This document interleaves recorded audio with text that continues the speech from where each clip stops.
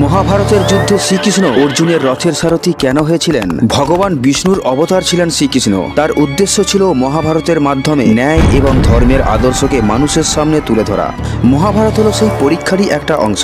যুদ্ধের আগে শ্রীকৃষ্ণ কারো পক্ষ না নিয়ে দুই পক্ষের কাছেই প্রস্তাব রাখেন। এই যুদ্ধে একদিকে থাকবে তার বিশ্ববিজয়ী নারায়ণী সৈন্যদল, আর অন্যদিকে থাকবেন তিনি একা, কেবল পরামর্শদাতা এবং রথচালক হিসেবে। তিনি প্রতিজ্ঞা করেন কঠিন পরিস্থিতি আসলেও তিনি অস্ত্র তুলবেন না। দুর্যোধন লোভের বশে তার বিশাল নারায়ণী সেনাকে বেছে নেন। অন্যদিকে অর্জুন তার পরামর্শদাতা হিসেবে শ্রীকৃষ্ণকে বেছে নেন। শ্রীকৃষ্ণ এক সেকেন্ডেই যুদ্ধকে সমাপ্ত করতে পারত, কিন্তু তিনি তা করেননি, কারণ তিনি চেয়েছিলেন প্রত্যেক ব্যক্তি তার শক্তি ও দক্ষতার মাধ্যমে যুদ্ধে জয়লাভ করুক, যেন প্রত্যেক মানুষ তার কর্মফল ভোগ করে জীবনের উচিত শিক্ষা লাভ করতে পারে। তাই ভগবান শ্রীকৃষ্ণ রথের সারথি হয়ে অর্জুনকে সঠিক পথ দেখান, যা শেষ পর্যন্ত অর্জুনকে বিজয়ী হতে সাহায্য করে। বন্ধুরা, এই ধরনের রোমাঞ্চকর এবং জ্ঞানবর্ধক কাহিনী শুনতে চ্যানেলটিকে সাবস্ক্রাইব করুন।